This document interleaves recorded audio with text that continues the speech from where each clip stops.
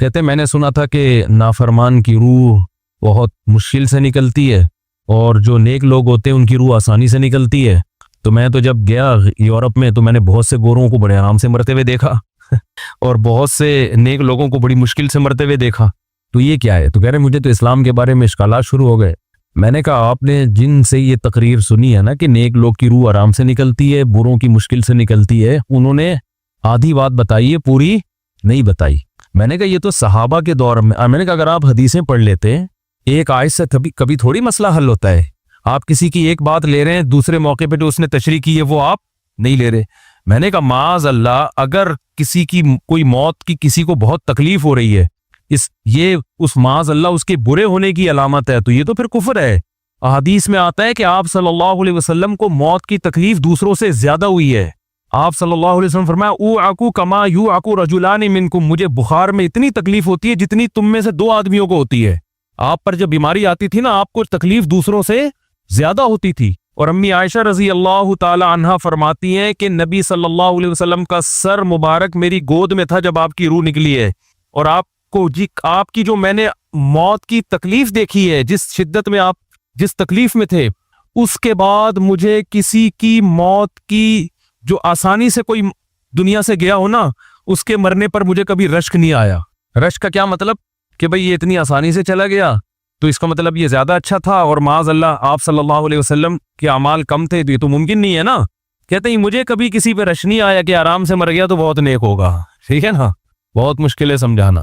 امی عائشہ فرماتی ہیں کہ یعنی امی عائشہ کی حدیث کا مفہوم بیان کر رہا ہوں کہ نبی صلی اللہ علیہ وسلم کی موت کے وقت جو تکلیف کی حالت تھی، اس کو جب سے میں نے دیکھا ہے، تو امی عائشہ کی بات کا خلاصہ یہ ہے کہ اب اگر میں کسی کو دیکھتی ہوں نا کہ آرام سے روح نکل رہی ہے، یعنی آرام سے مر رہا ہے، دنیا سے جا رہا ہے، تو مجھے اس پہ رش نہیں آتا کیونکہ بہت نیک ہوگا. کیا مطلب؟ اس کا نیک عمل سے تعلق بولتے کیوں نہیں ہے. لیکن ہمارے ہاں سارا مدار کس پر ہے؟ مرنے کے بعد شکل کیسی ہے اس کی؟ آڑا ترشا ہو گیا تو جہنم میں جا رہا ہے اس کا مطلب. اور اگر مرا ہوا ہے، دانت کھلے میں ایسا لگ رہا ہے مسکرا رہا ہے، سیدھا کہاں جا رہا ہے؟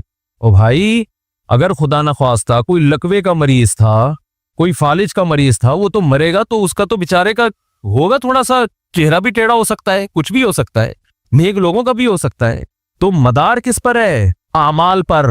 اور نیک لوگوں کو بعض دفعہ موت کے وقت ڈبل تکلیف دی جاتی ہے. ایک تو اس لیے دی جاتی ہے، یا تو اس لیے کہ کوئی گناہ ان کا باقی رہ گیا ہوتا ہے.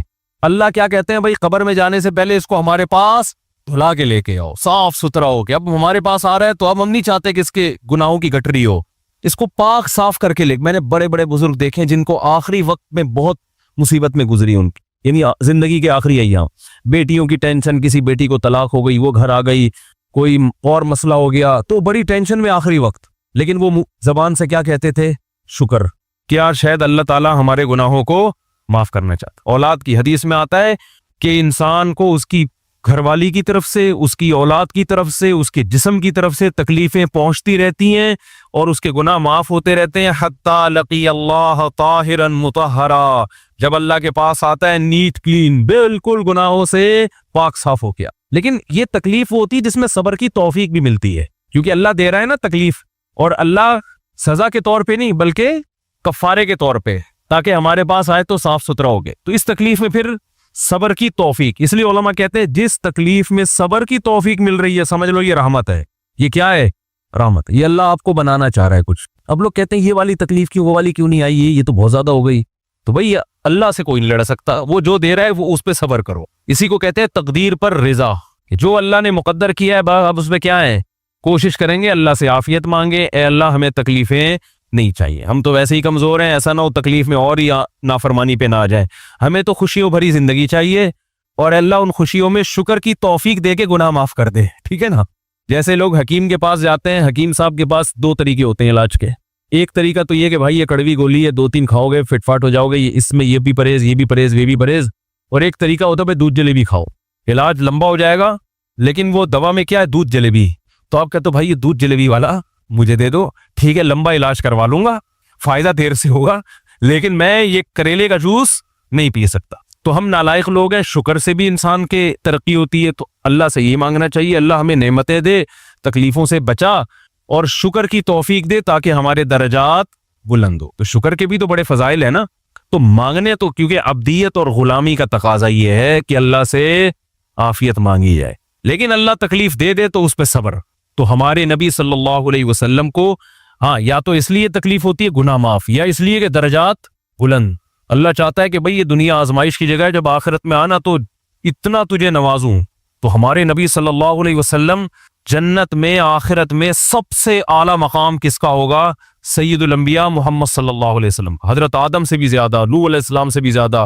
تو اللہ نے فرمایا کہ آپ کو پروٹوکول دینے کے لیے آخری جو اب آپ کا آخرت کا سفر ہے نا، اس میں مادی تکلیف آپ کو دوسروں سے زیادہ دی جائے گی۔ یہی وجہ ہے کہ حضرت فاطمہ رضی اللہ تعالی عنہ آپ کی چہیتی بیٹی، جب انہوں نے آپ صلی اللہ علیہ وسلم کی اس تکلیف کو دیکھا نا، جو موت کے وقت تکلیف تھی اور جو بخار کی شدت تھی، واہ کربا ابتا، فرماتی تھی ہائے میرے والد کا کرب، بہت زیادہ غمزدہ ہو گئی ان کو دیکھ کر کس قدر تکلیف میں ہے۔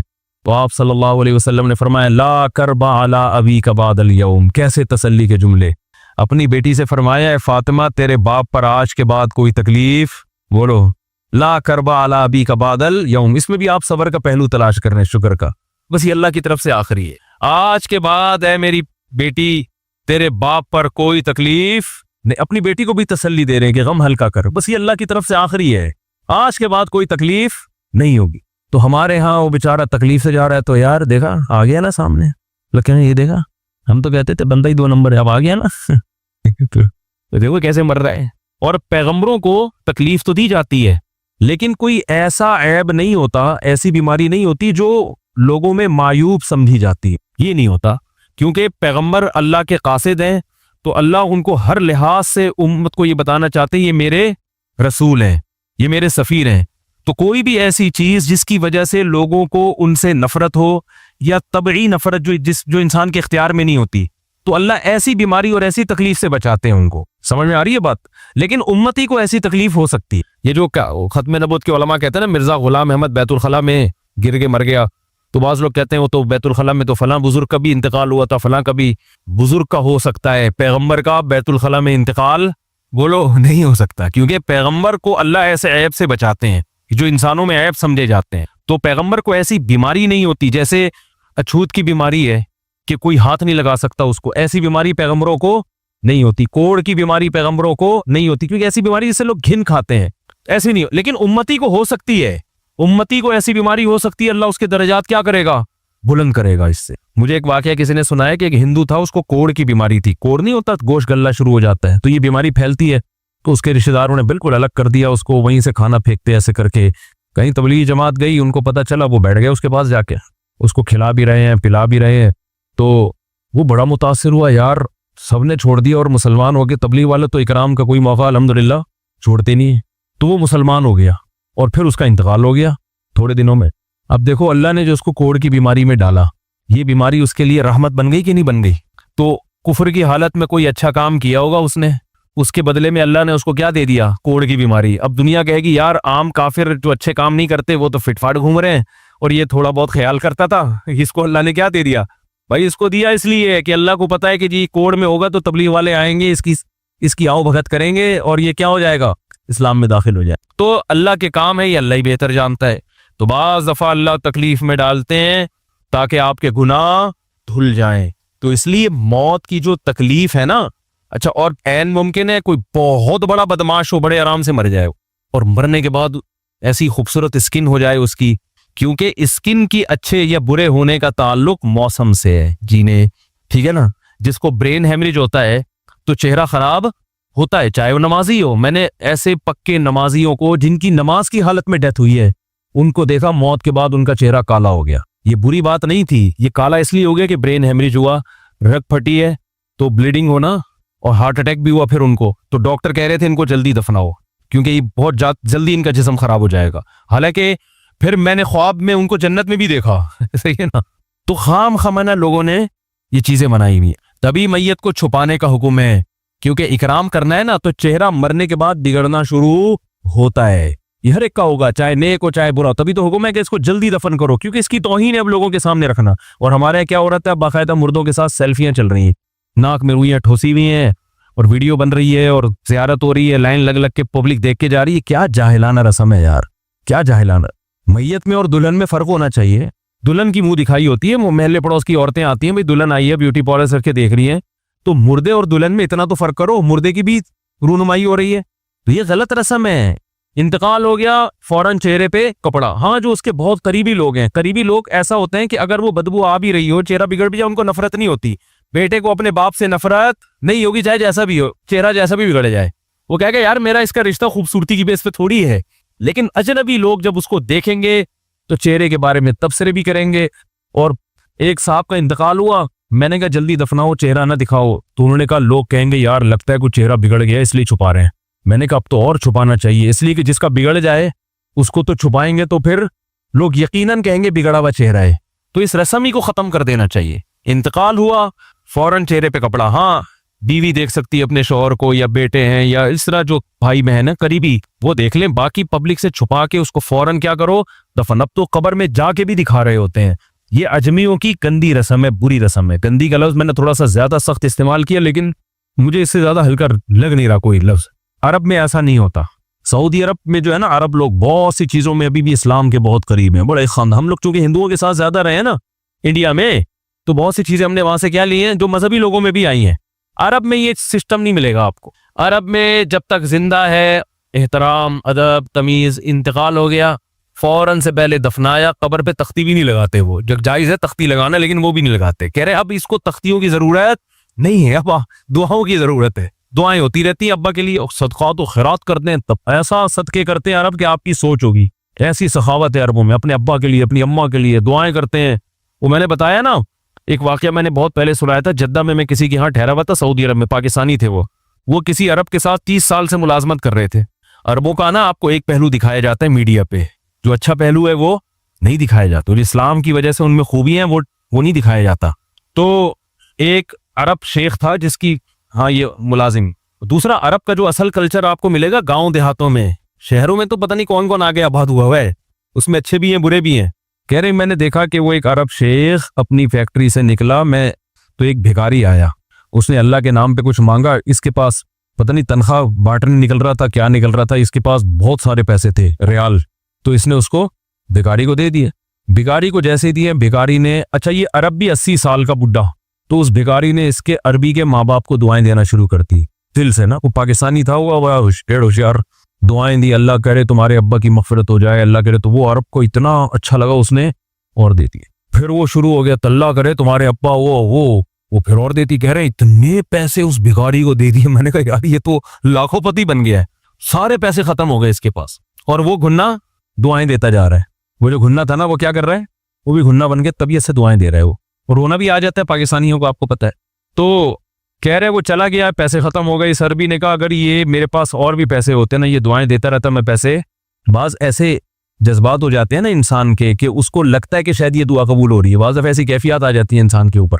تو وہ پاکستانی تھے جنہوں نے مجھے واقعہ سنا. کہہ رہے ہیں یار ان کے اندر کوئی ان کے قریب رہے نا تو بعض چیزیں ان میں بڑی خاندانی. عربوں میں ماں باپ کا بہت احترام ہے, بہت. جتنے کسٹمر کے ساتھ بدتمیز ہوتے ہیں نا, باپ اور ماں کے ساتھ اتنے ہی اچھا سلوک کرتے ہیں.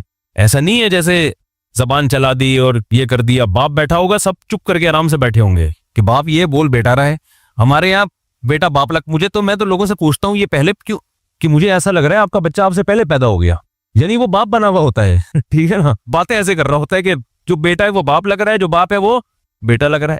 تو خیر کہاں سے کہاں بات چلی گئی, کیا بات کر رہا تھا. ارے یار یہ تو موضوع کو کوئی پکڑ کے رکھے, یہ بہت بڑی جاہل پیر کی بات تو میں نے شروع کی تھی, شیطان ہوا وغیرہ سب ہو گیا.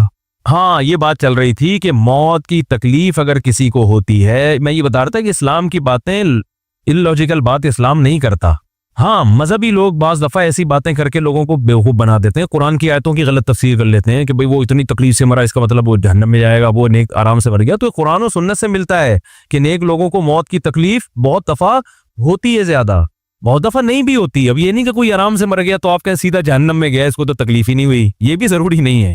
ٹھیک ہے, اس کو بولے یہ اللہ کی رحمت ہے, اچھا گمان رکھنا چاہیے نا کہ بھئی یہ اللہ نے پہلے ہی دھلا دیا اس کو. تو یہ جو موت کی تکلیف جس کو قرآن میں آتا ہے نا کہ برے لوگوں کو موت کی تکلیف ہوتی ہے, وہ روح نکلنے کی ہے, کہ جب عالم برزخ کی طرف روح جاتی ہے اور اس کو برزخ کی چیزیں نظر آنا شروع ہوتی ہیں, تو پھر روح چاہتی نہیں ہے کہ میں جسم سے جدا ہوں, لیکن فرشتے اس کو کھینچ کے نکالتے ہیں. تو تو یہ عالم برزخ کی چیز ہے، اس کا اس مادی زندگی سے تعلق نہیں ہے۔ مادی زندگی میں تو کسی کے یہاں گولی مارو گے نا، ٹھا کر کے گئی، نکل گئی، مر گیا، اور کسی کو کیما بنا کے مارو گے تڑپا تڑپا کے تو تڑپ تڑپ کے مرے گا وہ۔ مادی زندگی میں کسی کو آگ میں پھینکو گے تو جل کے مرے گا، چاہے نیک آدمی ہو، اور کسی کی گردن اڑاؤ گے تلوار سے تو 1 منٹ میں کیا ہو گیا، ختم۔ لیکن جو اس کی روح نکل رہی ہے، خدا کے پاس جا رہی ہے، وہ منظر نافرمان کا بہت ہی بھیانک ہوتا ہے، اور نیک آدمی کی روح ایسے پرواز کرتی ہے، وہ اس کی تکلیف ہے۔ اور اس پہ میں ایک واقعہ بھی سنا چکا ہوں، دوبارہ نہیں سناؤں گا، کہ کیسے دنیا میں بھی اس کے مشاہدات ہوئے ہیں لوگوں کو، کہ کیسے ان کو آخرت کی چیزیں نظر آنا شروع ہو گئی ہیں، اور وہ باتیں کر رہے ہیں، باقاعدہ بتا رہے ہیں، فروح و ریحان و جنت و نعیم، جو قرآن میں آتا ہے نا، فرشتے آتے ہیں اس کی روح قبض کرتے ہیں، تو وہ بعض دفعہ اللہ دنیا میں بھی دکھا دیتے ہیں